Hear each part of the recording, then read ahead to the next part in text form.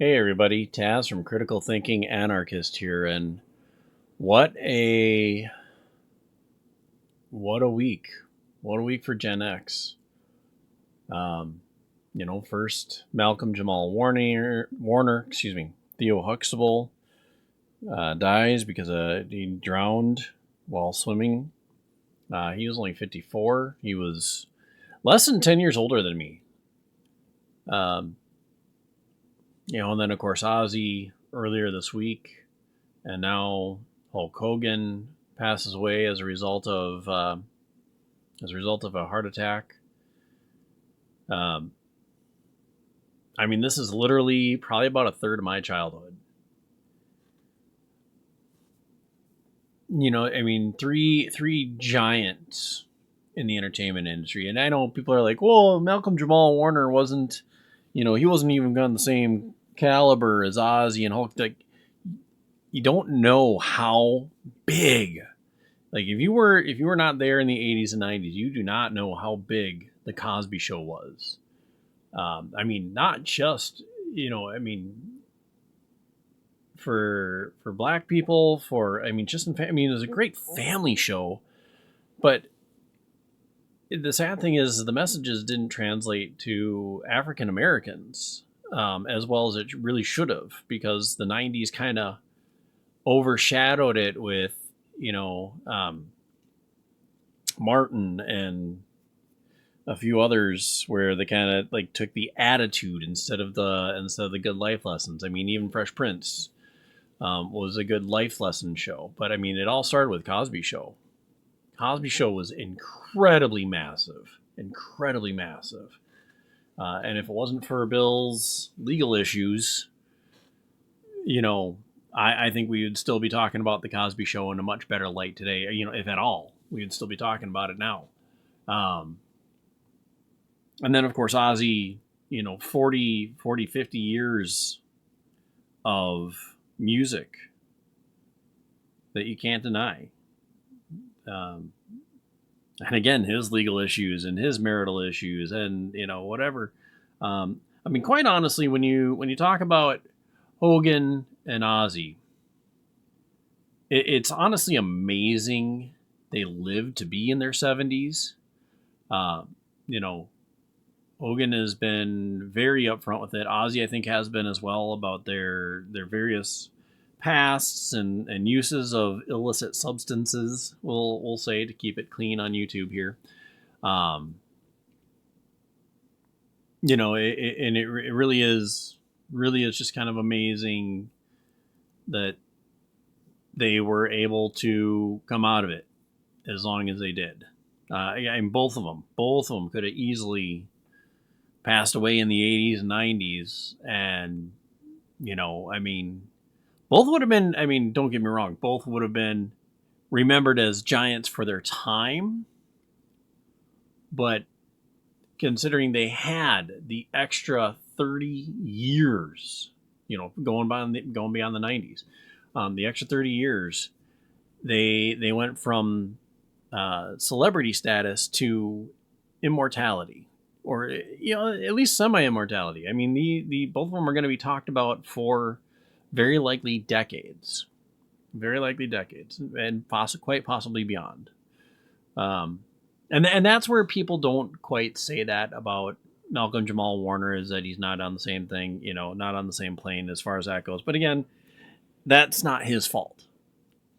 And the reason why I say that, because he was the kid you wanted to be, for a boy. He was the only brother in a sea of girls. Um, four sisters, and I believe he is the second oldest in the family, fictionally. Um, he was the second oldest in the family, and but he was the cool one, and he was the first one that got diagnosed with dyslexia, which now would probably actually be diagnosed, again on television. His character would probably be diagnosed with, as autistic.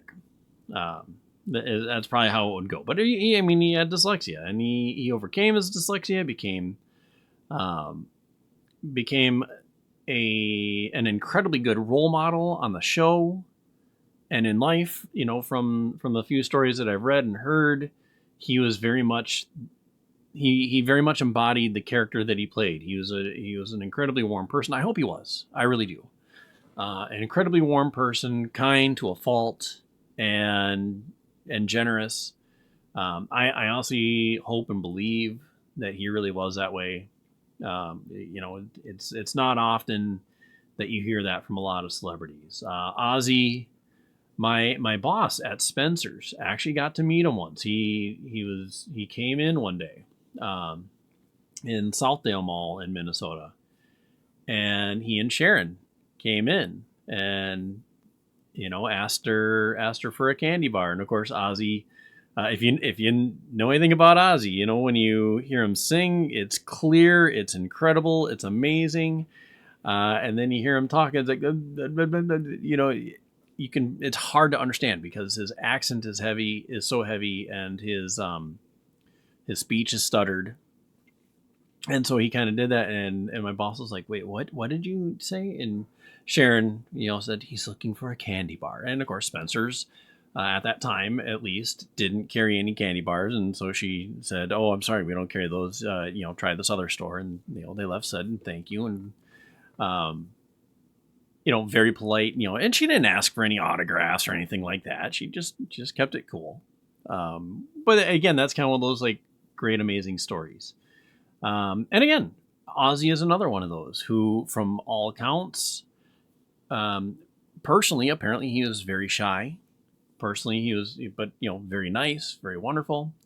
Hogan, there he has a lot more controversy surrounding him.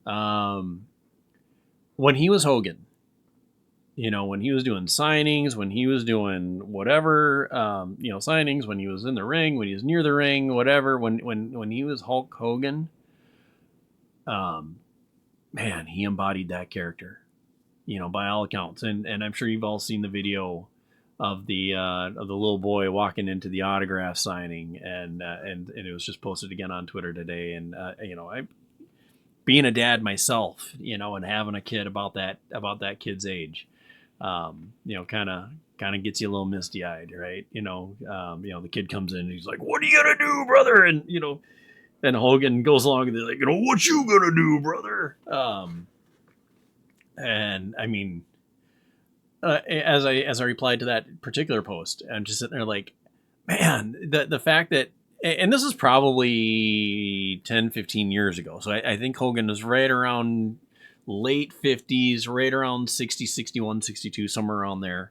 If I'm not mistaken on this, it might have been more recent, but I think this is actually a fairly old video, respectively speaking.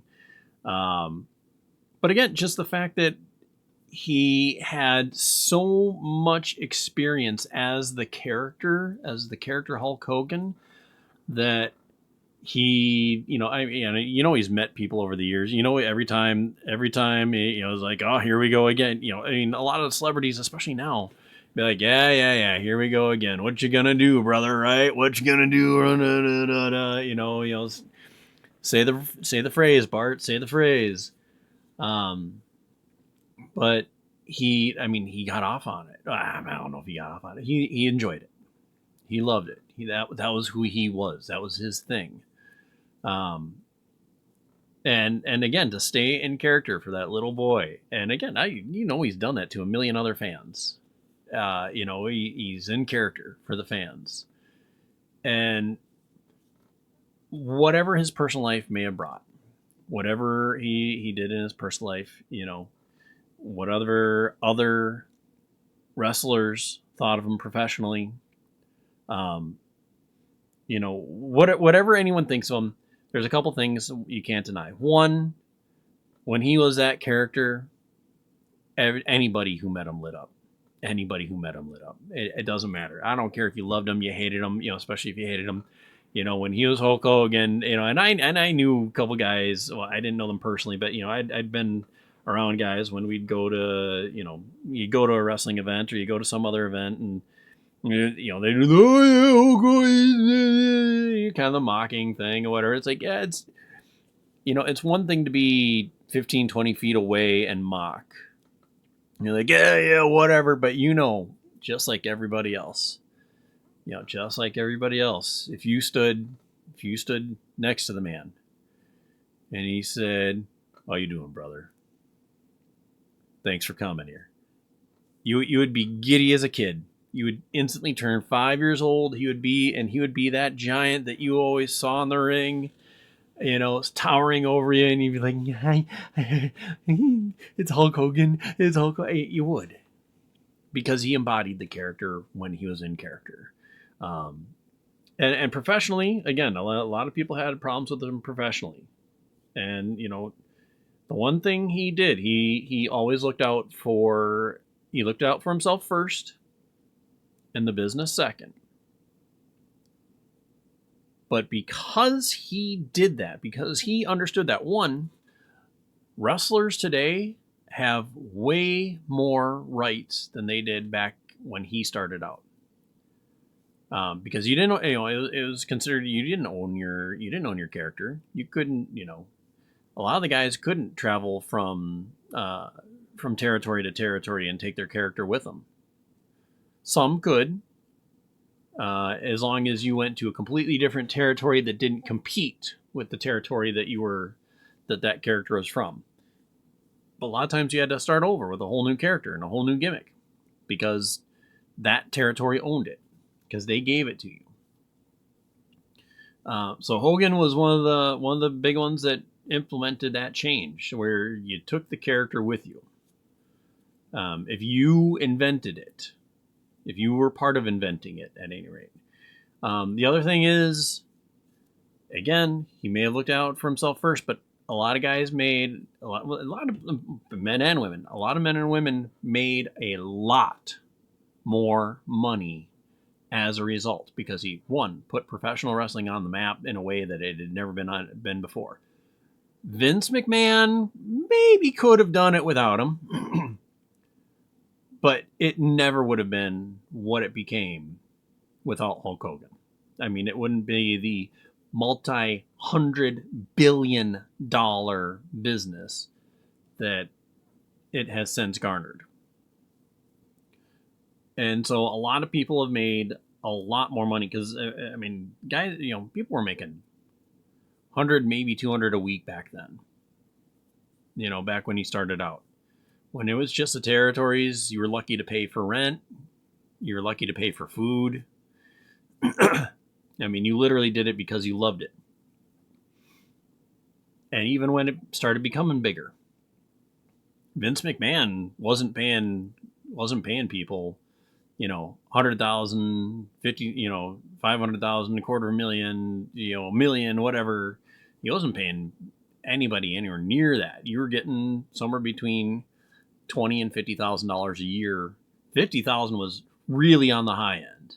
So again, Hogan pushed that quite a bit, and he pushed the ability for others to get that quite a bit.